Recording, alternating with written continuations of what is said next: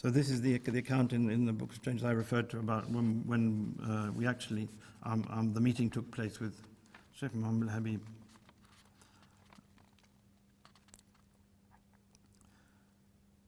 And he says, no sooner had Uthman parked opposite the house than its owner came running out to greet us, his hands waving above his head, his house robe billowing behind him.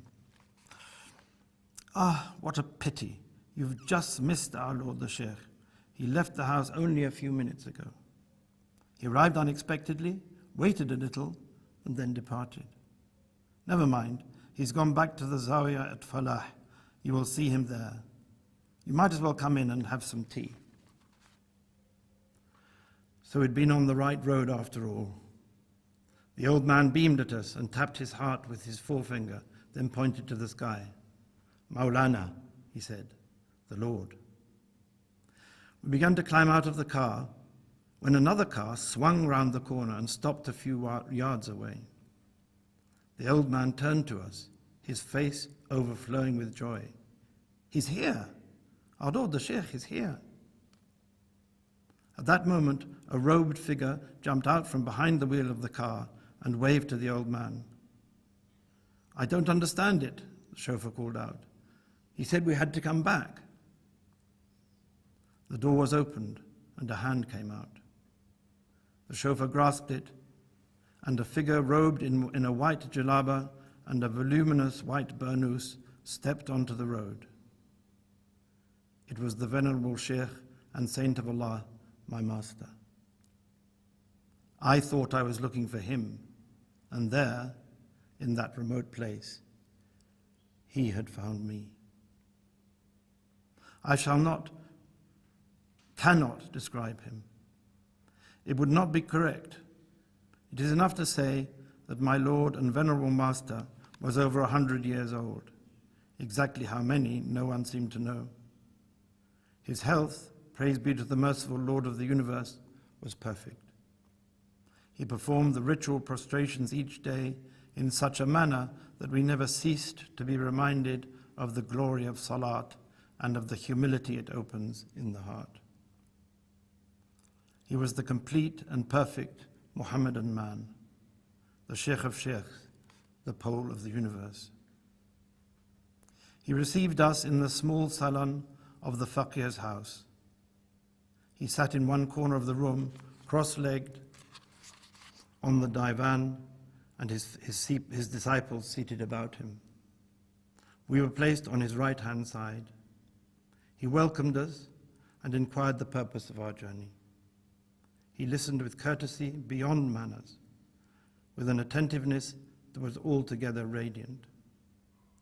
At one point, he sat in silence, utterly absorbed, withdrawn, bathed in the divine presence. Light poured from him and filled our hearts. The mid to late 60s, when this was going on, was a time of flux, particularly well, I don't know about other places, but in England and Britain, it was a time of social change and flux, almost it was unprecedented, because until that time, the social stratas in England had been very fixed, almost rigid. And at that time, they were definitely breaking down in a way that hadn't ever happened before. So there was a kind of mixing, social mixing taking place that hadn't happened before that. It had something to do with the with what had happened, I think, in the Second World War and what happened afterwards, and also with the rise of pop culture, which was beginning to become very strong at that time. But I think all this, the thing was that there was a kind of upheaval going on, which is in a way, funnily enough, quite similar to the upheaval that's happening now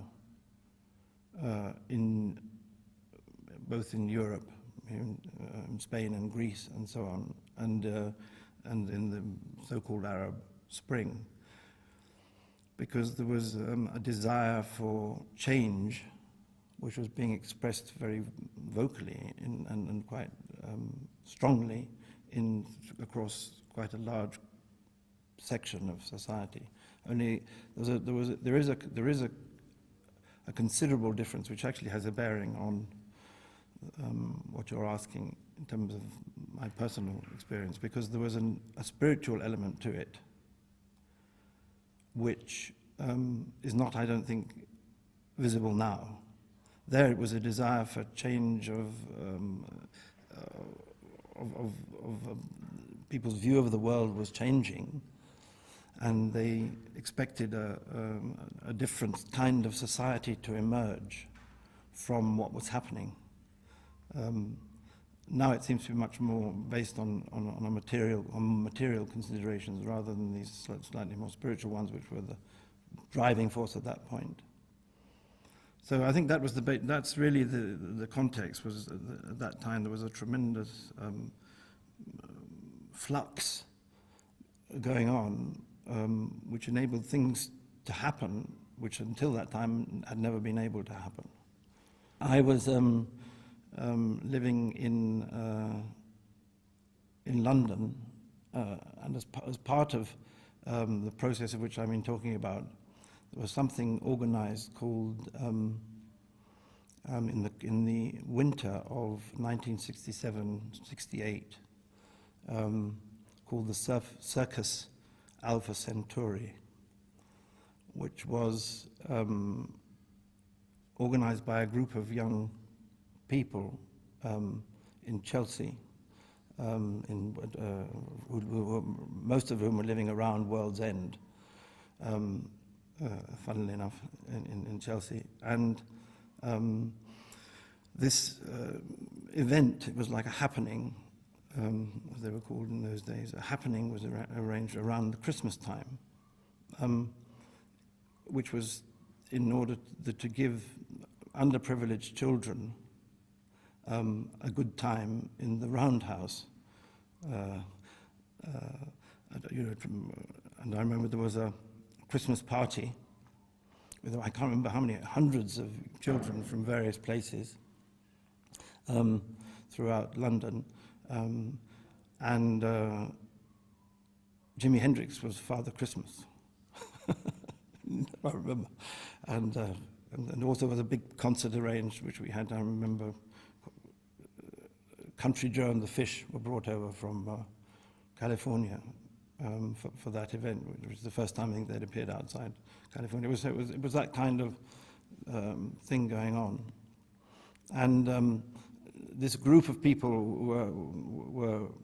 were in the way of the time, from the quite high aristocracy, young people, down to anybody who turned up to do this event, and that's what I was involved with at the time that I met Shaykh Abdalhaqq. It started in the mid-60s, I think 65 or 66, when it was the first time I came to Spain, and I went to stay in Qadakaz. I can't remember how we got to go there, but anyway, there was Dali next door, and the Frenchman who started the whole movement. No, the Surrealist movement. Also, he was there. I can't remember his name for a minute.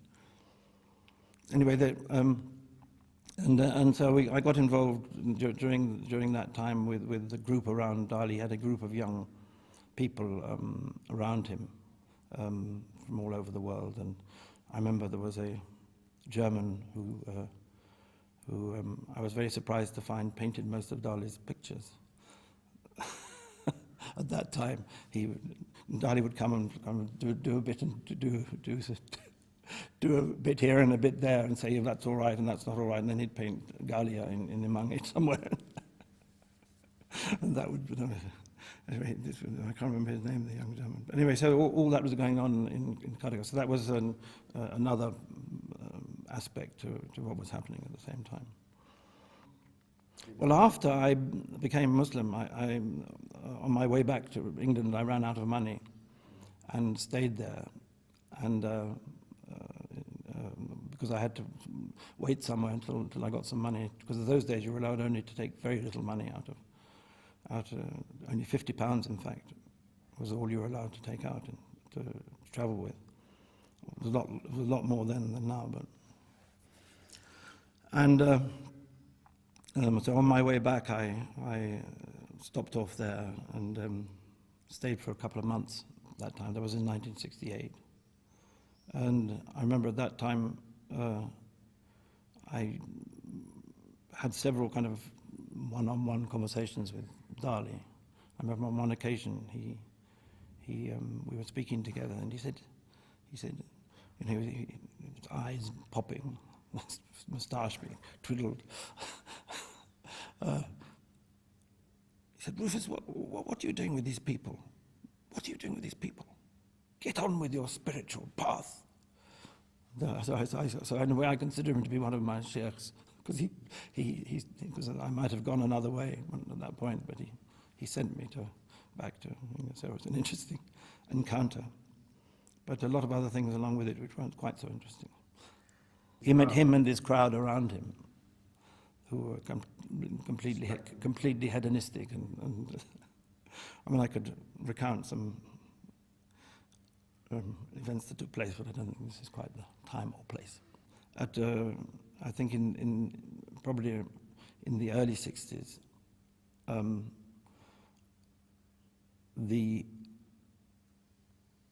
think it was the sister of the then King Hassan. I can't remember her name. She was going to be sent to Britain as ambassador. And Sheikh Muhammad Habib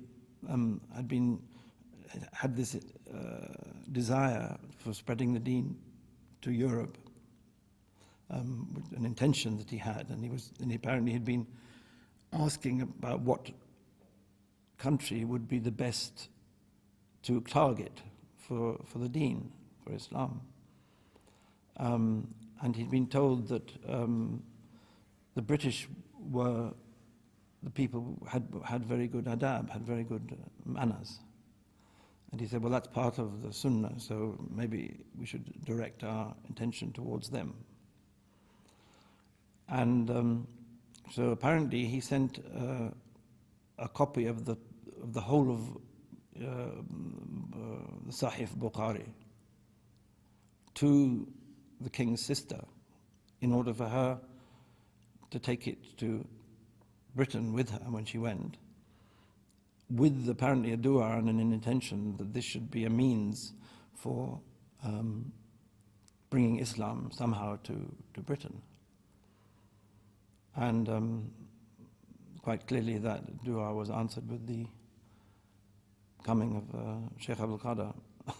So, I mean, in a way, Allahu Alam, that was one of the causes of what happened, what was to go on to happen. Was that dua, was that intention and strong intention of Shaykh Muhammad Habib rahimahullah ta'ala to bring to him someone who would be able to establish the deen in Britain. What attracted me to Morocco was Shaykh Abdalhaqq, because I had throughout my life had, I suppose there's a way to describe it, a sense of the divine. Always at certain points I would be quite clear that God existed and would be tangible in my experience, somehow in my experience, that Allah was there. And so at a certain point, and I say around this time when these spiritual kind of searching was going on, which was part of this social upheaval, I had found that this understanding that I had didn't really fit into Christianity. I tried to fit it into the Church of England, but the Church of England somehow wasn't quite big enough to, or quite able to bear it. So I found out that my father had been also on a spiritual search at the time he died. I was only 2 years old when he died, but I discovered that he'd been on a spiritual search which has involved certain aspects of Sufism, and so I went to try and find out about that. I found some papers that he'd left, funnily enough, a will that he'd left in which he addressed these things and talked about them. And this kind of inspired me to go on this search. So it took me to buying various books, and various things happened on the way which kind of confirmed the validity of this search I was on, to somehow satisfy this feeling of the divine that I had. How could I make it grow? Where could I put it? And it ended up in this group who were establishing the circus Alpha Centauri, which led to me one day in the World's End, walking in the street with one of the people who were involved, a man called Roderick O'Connor, and coming towards us was a man striding up the middle of this street, Blantyre Street, where we were living, and Roderick said to me, he said, "You've got to meet this man. He's someone you've got to meet. He's just come back from Morocco." So he introduced me, and it was Shaykh Abdalhaqq. And on that very first occasion, he said, "You must come and have tea with me tomorrow."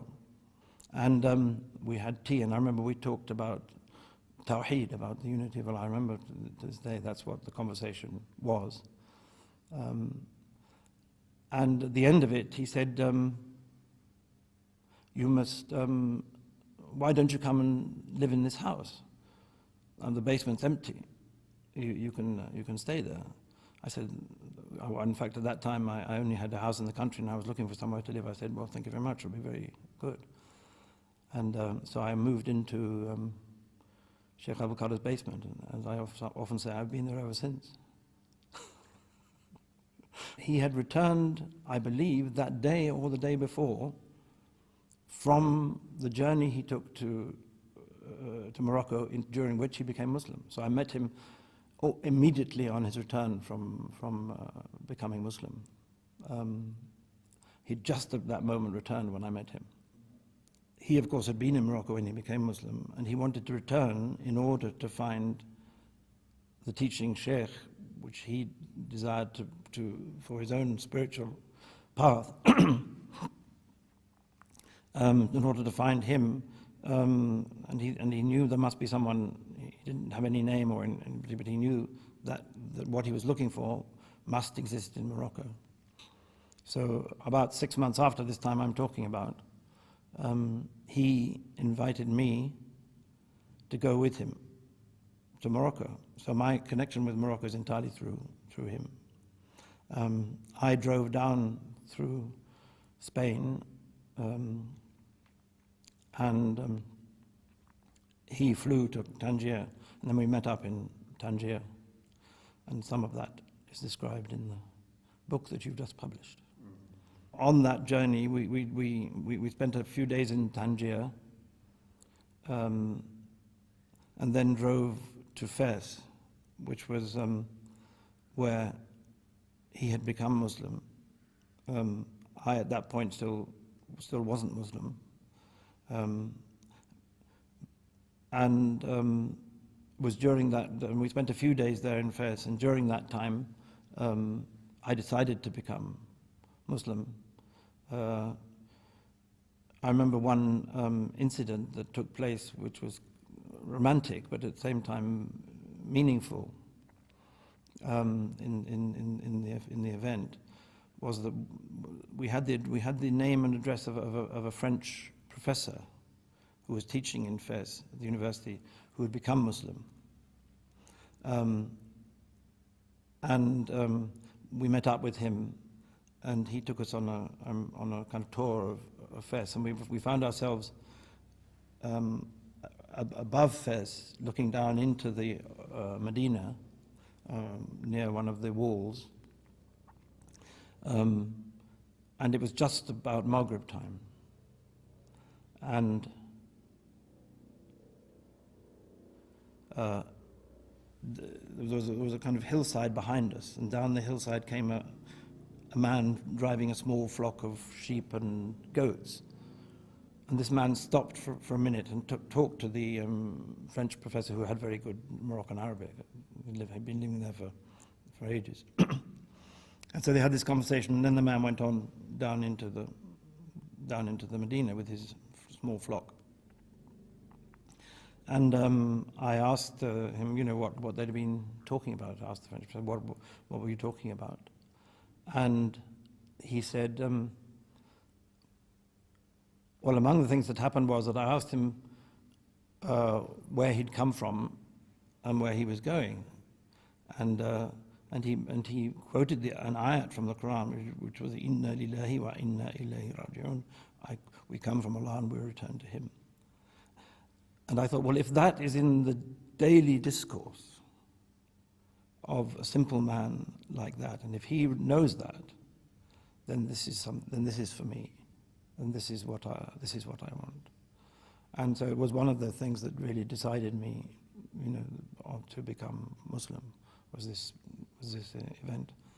And so I became Muslim then at that time. And Shaykh Abdalhaqq was very happy that it had happened. I mean, he in no way kind of even really talked to me or tried to persuade me. Just something like that happened. And from there we went and found the address of Shaykh Muhammad al-Habib, rahimahullah ta'ala. And found that we found that there was a teaching sheikh who lived in Meknes. So we traveled to Meknes and found out the Zawiya, the place where the Zawiya was, went there and found that Shaykh Muhammad al-Habib was on a journey, gone to Casablanca to visit some of his followers, some fuqara. And so we went after him, and all of that is much better described by Shaykh Abdalhaqq than in the Book of Strangers than I could do justice to in a few moments here. But basically, that aspect of the Book of Strangers is a very clear and direct, almost reportage of what happened during that journey which we took. That aspect of meeting, the way we met Shaykh Muhammad al-Habib, and all of that was absolutely as it happened. He wrote it, must have been the following year after these events I'm talking about, or certainly no more than 2 years later. And it's quite clear that it's about his search and the form it took and what he came from.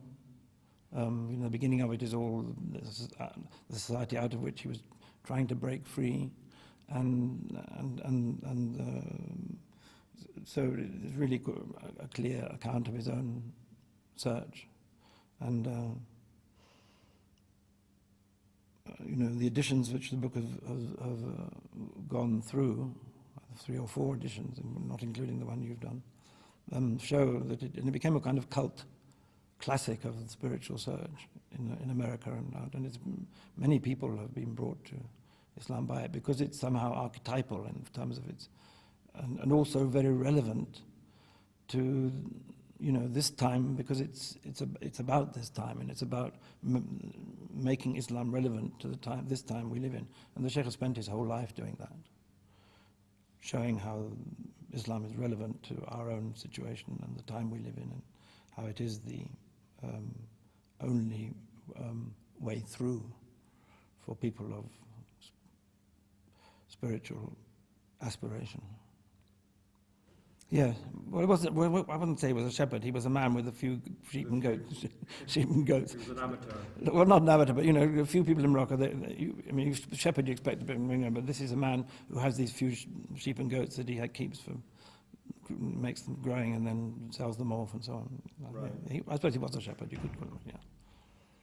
The society in which we've all been brought up and educated, and which was even stronger then, was very much based on scientific materialism. I mean, that's the ethos that has formed the present world situation. And the European tradition has spent 300 years, 400 years, removing the divine from the equation, so that step by step the understanding of the divine has disappeared. My wife has been doing some genealogical research, which includes looking at wills. And until into the 19th century, for instance, in legal language, you couldn't write a will without declaring divine will, and all of so much comes from that religious understanding of existence that it even continued beyond its time in legal language. But all that was removed, so any idea of a true picture of existence in which comes from understanding the unity of its essential unity, really had disappeared. So this understanding of cause and effect, coming from down from Francis Bacon through Newton and into our own very materialist age of understanding that things only happen by means of cause and effect, and the cause truly is brings into being the effect in a real sense, which is totally against the traditional understanding of the way things work. This was cut through by this man, by this simple statement that he made. I suddenly understood, well, it isn't true. This understanding of existence is not the way things actually work. So yes, from that point of view, and certainly in the Morocco of that time, this understanding, the traditional understanding of existence, was still very much in place. I remember Sidi al-Ayashi, one of the followers of Shaykh Muhammad al-Habib,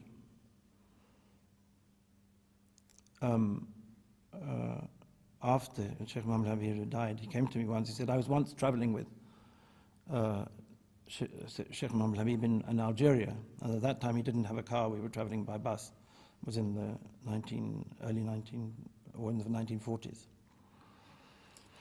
and the bus broke down, and everyone got off the bus and was saying, well, somebody got into the petrol tank, and this has happened, and that has, everyone had some other reason why the bus wasn't working. And Shaykh Muhammad al-Habib refused to get off of the bus. He said, no, we'll stay here, no point in getting off the bus. So Sidi al-Ayashi said, and he said to Sidi al-Ayashi, he said, people think that this bus works because petrol goes from the petrol tank into the engine, and there's a spark, and he described in a simple way the internal combustion engine. He said, nothing makes this bus go but the power of Allah. Nothing makes this bus go but the power of Allah. Nothing makes this bus go but the power of Allah. Now that understanding, given his understanding of the scientific principles involved, is what I'm talking about. It's another way of looking at existence, which has a different basis and which cuts through the modernism and the extraordinary thing about Shaykh Abdalhaqq is that he was able, and I think the reason why, I've said in other places, the reason why Shaykh Muhammad Habib lived to such a great age was in order that someone who had thought through this thing to the other side, and the Book of Strangers in a way is one way in which he expresses, which Shaykh Abdalhaqq expresses this. Another way is in his early book, The Way of Muhammad, who was able to think right through from this ignorant, kind of semi-ignorant understanding of existence, which is expressed in Newtonian physics, through the scientific revolution which took place with quantum mechanics, to another understanding of the way things work. So Shaykh Muhammad Habib had been completely educated within the traditional picture, so he wasn't polluted by modernism. And then Shaykh Abdalhaqq had thought through the process, so that he was able to come out the other side. So they provided a kind of bridge between the two worlds, and I think this is one of the services that Shaykh Abdalhaqq has provided, this ability to go from take the traditional picture through modernism to a new understanding of Tawheed, which comes out the other side. And of course, the philosopher Heidegger has been part of that process. That's another story.